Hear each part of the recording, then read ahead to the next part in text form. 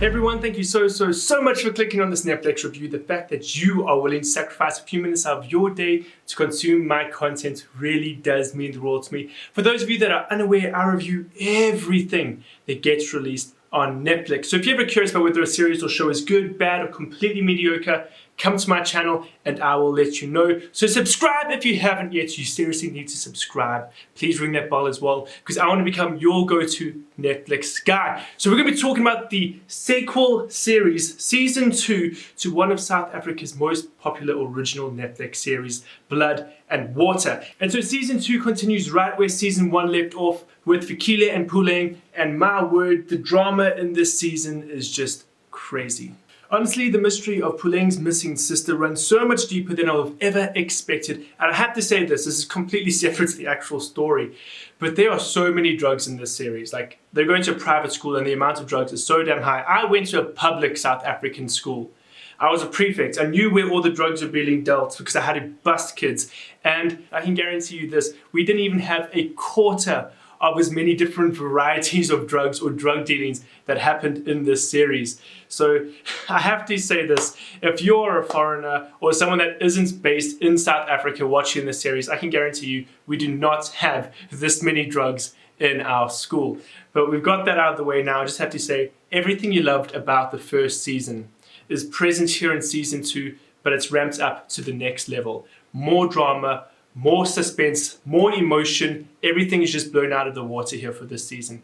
I will say this, there's one episode less, only 5 episodes this season, ranging from 40 to 50 minutes, but I will say this, they've managed to take all those story elements, put it into these 5 episodes, and they got the pacing so right. If you can get the pacing right for a series, you can have as many episodes as you want, or as little episodes as you want, and the viewer will enjoy it from beginning to end, and that's what this series did so well. The pacing was great. Of course, this series isn't for everyone. A lot of people might feel like it is a slow burner. But if that first episode catches you, you can be sure to know that the following 4 episodes, you are going to be hooked.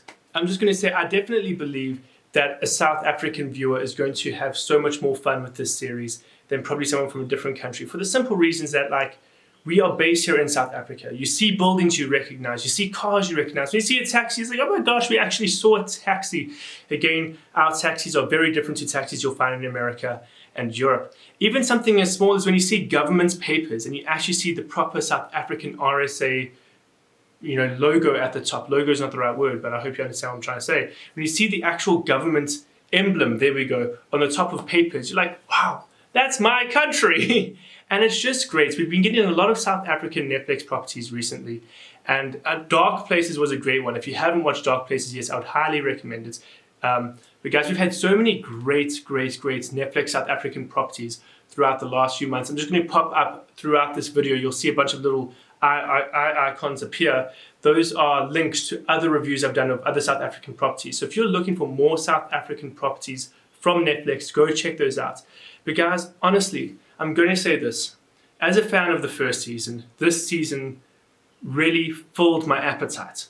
The questions I wanted answered were answered, and if they weren't, they explored them enough to know that the next season I'm going to get the answers I need. And so that was great, that was awesome, and I can't wait for the next season. I have to say this, there's a stigma about South African movies and series, especially when it comes to the acting and the cinematography. This didn't feel like your stereotypical South African property, and I'm so grateful for that. We got some world-class performances, some world-class acting, and some great camera work that all worked together to tell a compelling story that you can really immerse yourself in. So there are a few character stereotypes that this series unfortunately falls into. We get some specific characters that fall into the South African stereotype. But for the most part, all the characters are so well written and so well acted and so well performed. The biggest difference between this production, when it comes to the actors, and American productions is simply the accent. The standard is up there now. And so I'm so excited about that. We are releasing movies and series that are of an international quality and standard. And that makes me, as a South African viewer who loves movies, who loves cinema, who loves shows like this, that makes me really excited. But guys, thank you so much for watching. If you haven't yet, please subscribe, and I hope to see you guys again in another review.